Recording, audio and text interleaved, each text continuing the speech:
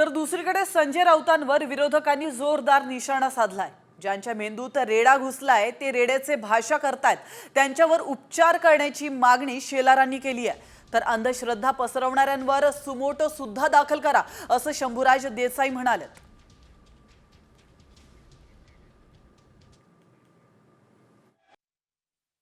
त्यांच्या मेंदूमध्ये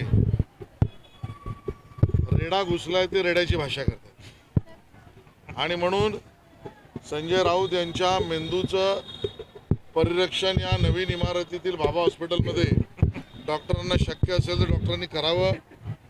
तो रेडा आहे का येडा रेडा आहे काय याची एकदा स्पष्टता येऊ दे।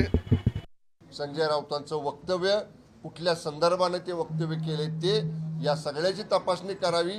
लॉ अँड ज्युडिशियरी डिपार्टमेंटचं ओपिनियन घ्यावं आणि सुमोटो होम डिपार्टमेंटनी संजय राऊतांवरती फौजदारी गुन्हा अंधश्रद्धा पसरवल्याबद्दल दाखल करावा, हे माझं देखील मत आहे।